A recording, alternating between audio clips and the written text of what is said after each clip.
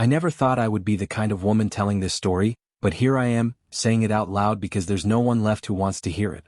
My name is Claire. I'm 32 years old, and last summer I destroyed my marriage because I convinced myself I deserved more excitement, more attention, more fun. What I didn't realize was that I was walking away from the one man who truly loved me. I met my husband, Daniel, when I was 24. He wasn't flashy. He didn't post thirst traps online or slide into DMs. He was steady, reliable. The kind of man who showed up on time, remembered small details, and built his life around the people he cared about. We dated for 4 years and were married for 3. Our life wasn't dramatic, but it was peaceful. And somehow, peace started to feel boring to me. Last summer, everything changed. My friends were planning trips, parties, beach weekends. They talked constantly about hot girl summer, about being free, about not letting men hold them back. I laughed along at first, but slowly their words started to stick. I began looking at my life through a different lens. Daniel working late. Daniel wanting quiet nights. Daniel not wanting to travel every other weekend. I started telling myself I was settling. One night, after too many drinks, I said it out loud. I feel like I missed out on my best years. Daniel looked at me like I'd slapped him. He asked what I meant, and instead of stopping, I doubled down. I told him I wanted space. I told him I wanted to feel young again. I told him I needed to find myself. He didn't yell. He didn't argue.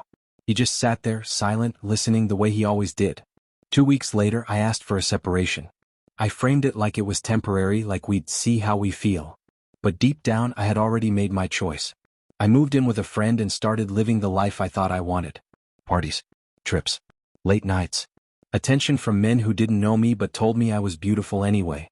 Every message felt like proof that I'd been right. Daniel didn't chase me. He didn't beg. He sent one message saying he hoped I was safe and that he'd give me the space I asked for. At the time, I felt powerful. I told my friends, see? He didn't even fight for me. They nodded like that confirmed something important.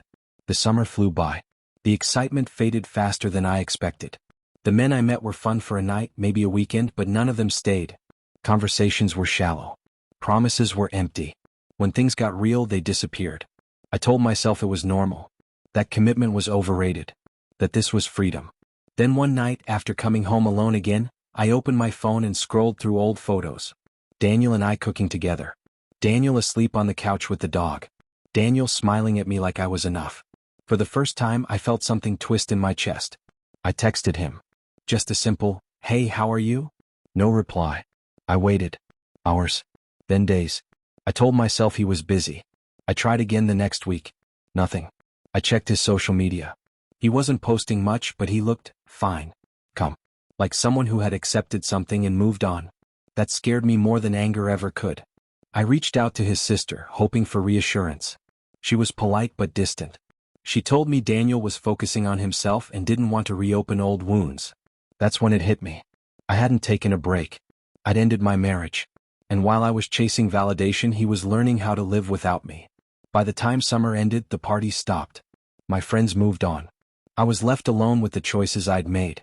I asked Daniel if we could talk. He finally replied with one sentence. "I don't think that's a good idea." I read it over and over, hoping I was misunderstanding.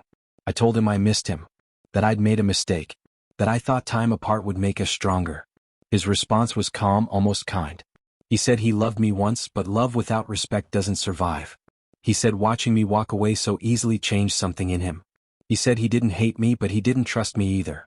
Now I sit in my apartment, replaying everything. The way I laughed when my friends told me men like Daniel were replaceable. The way I mistook attention for affection. The way I believed I could pause a marriage and come back whenever I wanted.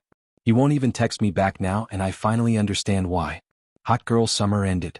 What's left is silence. And the realization that the man I thought would always be there chose himself the moment I chose everyone else.